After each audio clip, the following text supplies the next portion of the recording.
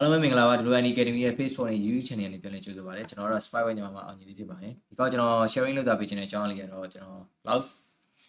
web server တခုကိုကျွန်တော်ဘယ်လိုလွယ်ကူဖန်တီးမလဲအမြဲတမ်းဖန်တီးမလဲဆိုတဲ့အကြောင်းအရာလေးပဲဖြစ်ပါတယ်ပထမဆုံးအနေနဲ့ကျွန်တော်တို့ဒီ web server တခုကိုကျွန်တော်ဖန်တီးဖို့ဆိုရင်ကျွန်တော်တို့ဒီ cloud community နဲ့ပတ်သက်တဲ့အကြောင်းအရာလေးတည်ထားဖို့လိုပါဖြစ်ပါတယ်ကျွန်တော်တို့ cloud community ဆိုတော့ကျွန်တော်တို့ရဲ့ဒီ web application မှာအသုံးပြုမဲ့ကျွန်တော်တို့ service တွေ storage တွေ database တွေတခြား network နဲ့ပတ်သက်တာတွေတခြား software တွေကိုကျွန်တော်တို့compute လုပ်ပြီးတဲ့server တစ်ခုဖြစ်ပါတယ်ကျွန်တော်ဒီ cloud community မှာဆိုရင်ကျွန်တော်သုံးနေဆိုရင်ကျွန်တော်တို့ဒီ scalability ကိုကျွန်တော်တို့လွယ်လွယ်ကူကူကျွန်တော်တို့လုပ်လို့ရမယ်ကျွန်တော်တို့လိုချင်တဲ့ file ရဲ့ performance ကိုမြင့်ချင်းမြင့်မယ်ကျွန်တော်နှိမ့်ချင်းနှိမ့်မယ်ကျွန်တော်လုပ်လို့ရမယ်နောက်ပြီး code save ပြီးပေါ့နော်ကျွန်တော်ဒီ PSU ကိုဖြစ်တဲ့အတွက်ကျွန်တော်တို့ပေးသလောက်ကိုရှင်းရမယ်ကျွန်တော်တို့လိုအပ်တဲ့ပုံမှာပဲသုံးသလောက်ကိုရှင်းရတဲ့အတွက်ကျွန်တော်တို့ code save ပြီးဖြစ်မယ်ပြီးတော့ reliability ပိုကောင်းတယ်ကျွန်တော်ဒီ cloud provider တွေကသူတို့ရဲ့service ကိုပို့ပြီးတော့ high availability ရအောင်အမြဲတမ်းကျွန်တော်တို့အမြဲတမ်းကျွန်တော်တို့ update လုပ်ပေးနေတယ်အမြဲတမ်းကျွန်တော်တို့စောင့်ကြည့်ပေးနေရပေါ့နော်နောက်ပြီး flexibility ပေါ့နော်ကျွန်တော်တို့ application နဲ့တင်တော်တဲ့ကျွန်တော်တို့ဒီ data တွေကိုကျွန်တော်တို့အလွယ်တကူကျွန်တော်တို့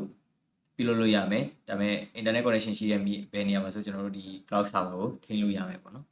နောက်ပြီးတော့ cloud community service အနေနဲ့ကျွန်တော်ပေးနေတဲ့ company တွေနဲ့အနေနဲ့ကတော့ကျွန်တော်တို့အများကြီးရှိတဲ့နေရာမှာအဓိကပေးနေတဲ့ company တွေက Google Cloud Platform Amazon Web Service Digital Ocean နောက်ပြီးတော့ခြား cloud server တွေဖြစ်တဲ့ Linux တို့ကျွန်တော်တို့ Huawei တို့ Alibaba တို့အဲ့လို cloud server တွေရှိပါတယ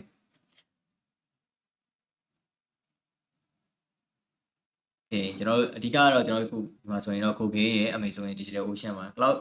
Google platform မှာဆိုရင်တော့ကျွန်တော်တို့ကသူကဒီ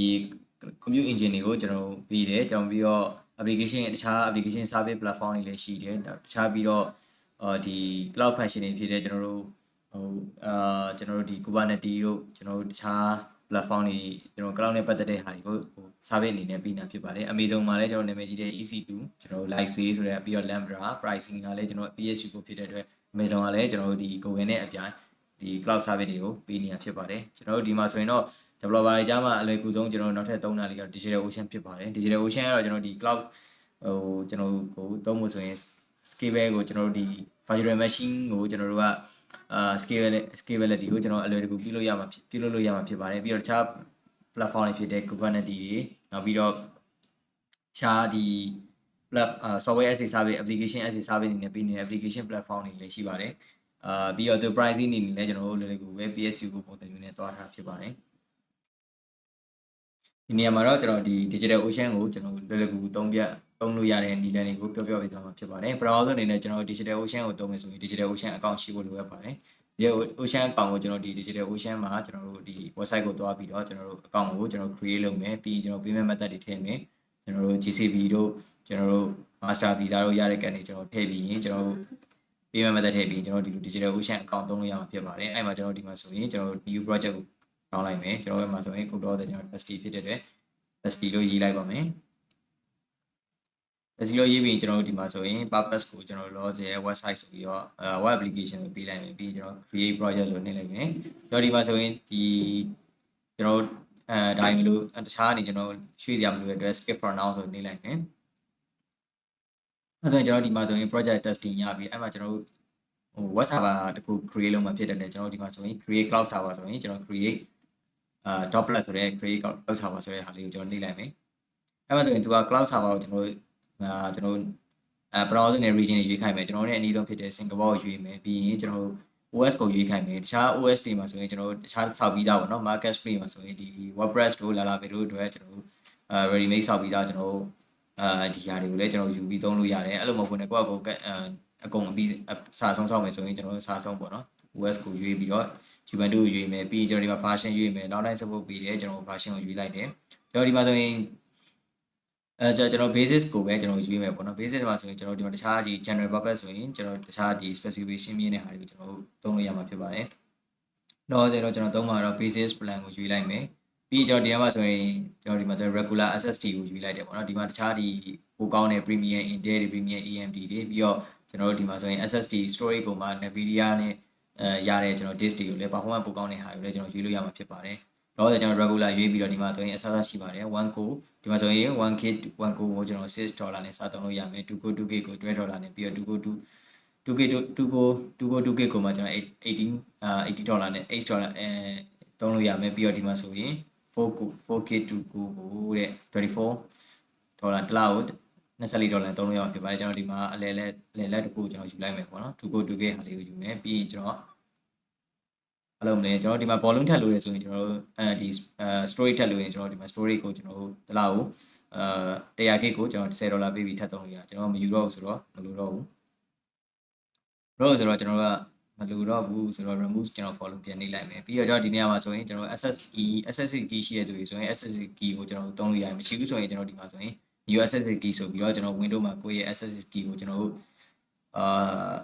SSD key ချန်နေကျွန်တော်ပြန်ထုတ်လို့ရတယ်ဒါမှမဟုတ်ရင်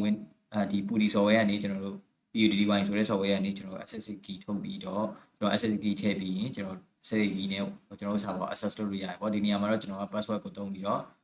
အမြန်လုပ်ပြပေးသွားမှာဖြစ်ပါတယ်အဲ့ဒါ password ဆို password ပေးမယ်ဆိုရင်ကျွန်တော်ဒီမှာ password ပေးရမယ် character 8 ခုရှိရမယ်ကျွန်တော် uppercase letter ပါရမယ်တဲ့ okay ပြီးတော့ number တစ်ခုပါရမယ်အဆုံးက number နဲ့မဆုံးအောင်အဲ့ဒါဆိုကျွန်တော်ပေးလိုက်မယ်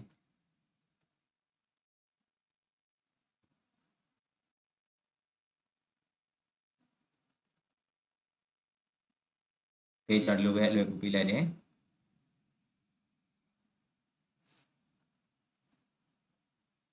โอเคအဲ့လွယ်အောင်ပေးလိုက်ပြီโอเคအဲ့ဆိုရင်ကျွန်တော်ဒါလေးကို password ကိုကျွန်တော်password ရပြီ password ရပြီဆိုရင်ကျွန်တော်ဒီမှာဆိုရင်ဒီမှာကျွန်တော်တို့သုံးတဲ့ဟာတွေကို alert လုပ်ပေးမယ်ဆိုရင်ကျွန်တော်ဒီမှာ free သုံးလို့ရတယ်နောက်ထပ်ကျွန်တော်ဒီမှာဆိုရင် database ကိုကျွန်တော်တို့ manage လုပ်ပေးလို့ဆိုရင်ကျွန်တော်ထောက်တဲ့ additional ကိုကျွန်တော်အဲ့ဒါမလိုတော့ဘူးကျွန်တော်ပြီးတော့ droplet တစ်ခုဖြစ်တယ်ဒီမှာကျွန်တော်ဒီမှာ server name ကိုကျွန်တော်ထပ်ပြီးပေးလို့ရတယ် host name တွေကျွန်တော်အဲ့မပေးတော့လောဆယ်ကျွန်တော်အဲ့ဆိုရင်ဒါကို create လုပ်လိုက်မယ်ပေါ့နော်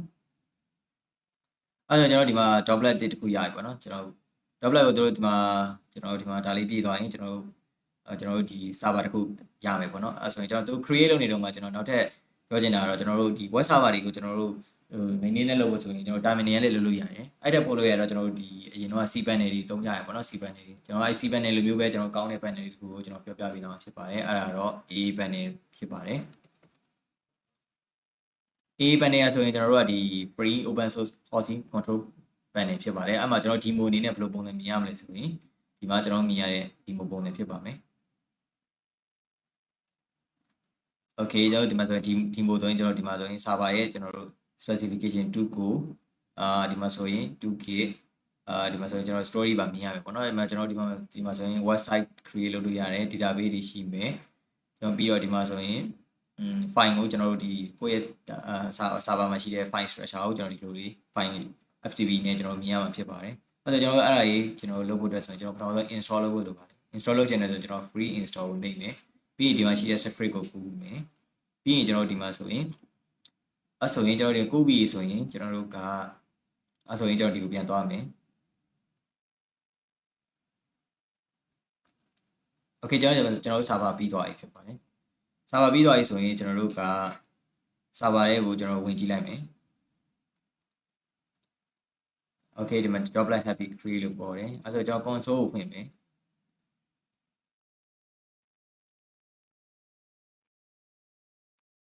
okay အဲဆိုရင်ကျွန်တော်ဒီမှာဆိုရင်ကျွန်တော် server ကိုစပြီးရပြီဖြစ်ပါတယ်အဲဆိုကျွန်တော် server ရပြီဆိုရင်ကျွန်တော်တို့ဘာလုပ်မလဲဆိုရင်တော့ aaPanel ကိုခုနသွင်းမယ်ဆိုတော့ခုနကျွန်တော်သွင်းမယ့်ဟာကိုကျွန်တော်ကူးခဲ့တဲ့ဟာကိုပေးချလိုက်တယ်ပြီးရင်ကျွန်တော် enter နှိပ်လိုက်တယ်အဲ့ဒါတော့လိုအပ်တဲ့ဟာတွေကိုသွင်းမလားဆိုပြီးမေးတယ်ကျွန်တော် yes လို့ပေးလိုက်တယ်အဲ့ဆိုရင်ကျွန်တော်ဒီမှာဆိုရင်သူလိုအပ်တဲ့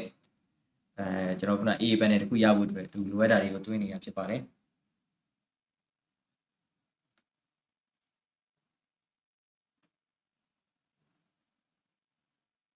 โอเคကျွန်တော်ဒီ service တွေကိုခဏ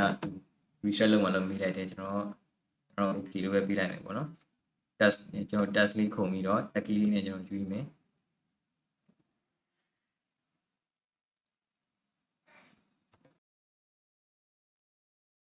ဒီမှာလည်းထပ်မိတယ်ကျွန်တော်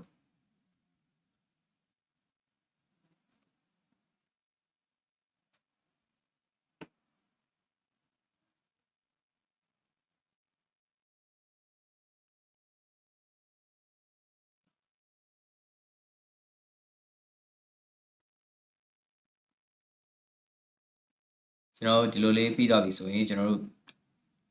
ကျွန်တော်ဒီမှာဆိုရင်ဒီကျွန်တော်တို့ URL လေးကိုကူးမယ်ကျွန်တော်တို့အဲ URL လေးကိုကျွန်တော်တို့ကူးလိုက်ပြီးတော့ကျွန်တော်တို့က browser မှာတွားပြီးတော့ဖွင့်မှာဖြစ်ပါတယ် browser မှာတွားဖွင့်လို့ဆိုရင်ကျွန်တော် browser ကိုကျွန်တော်တွားမယ်ပြီးရင် browser တွေကနေကျွန်တော်ဒီ new tab ခေါ်ပြီးတော့ကျွန်တော်ဒီလမ်းကြောင်းလေးကိုဖွင့်မှာဖြစ်ပါတယ်အဲဆိုကျွန်တော်ဒီလိုလေးမြင်ရပါမှာဖြစ်ပါတယ်တကယ်လို့ကျွန်တော်တို့SSH မေးရဆိုရင်ကျွန်တော်တို့ access anyway ဆိုပြီးတော့ကျွန်တော်ဒီဘက်ကိုရောက်လာမှာဖြစ်ပါတယ်SSH certificate မရှိသေးတဲ့အတွက် no search လို့ပေါ်နေမှာဖြစ်ပါတယ်ကျွန်တော်ဒီ account နဲ့ password ကိုခုနက terminal မှာကျွန်တော်သွားယူမှာဖြစ်ပါတယ်အဲဒါကြောင့်ဒီမှာဆိုရင်user name နဲ့ password ပေးထားတယ် user name ကိုကူးခဲ့မယ်ကျွန်တော်ခုနဒီနေရာမှာလာထည့်မယ်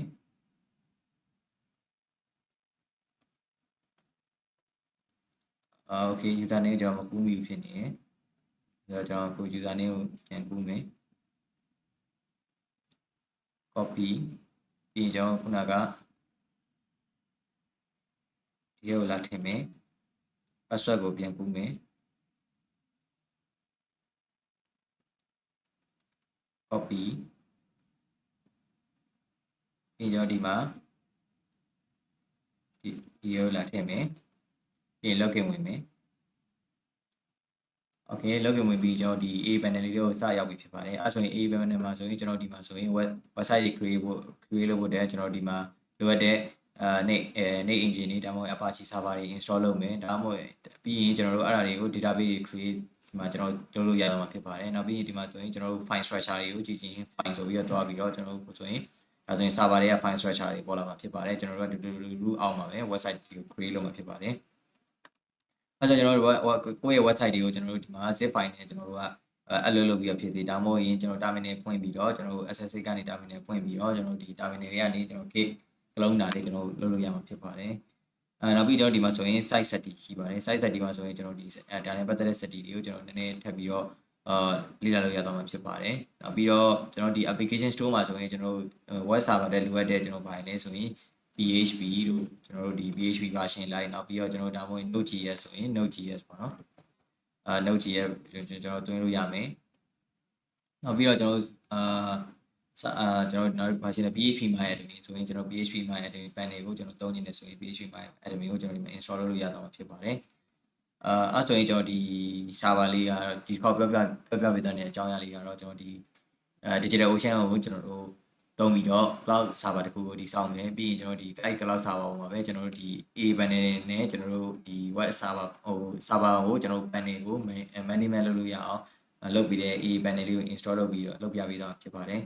အဲ့တော့ဒီကနေဆက်ပြီးတော့ကျွန်တော်တို့နောက်ဆက်ပြီးတော့ကျွန်တော်လေ့လာပြီးတော့ကျွန်တော် web server ကို web server တခုကိုအဲ့လိုတခုဖန်တီးလို့ရနိုင်မှာဖြစ်ပါတယ်ကျွန်တော်ပြောပေးသွားခြင်းတဲ့အကြောင်းအရာလေးကတော့ဒီလောက်ပဲဖြစ်ပါတယ်အားလုံးကျေးဇူးတင်ပါတယ်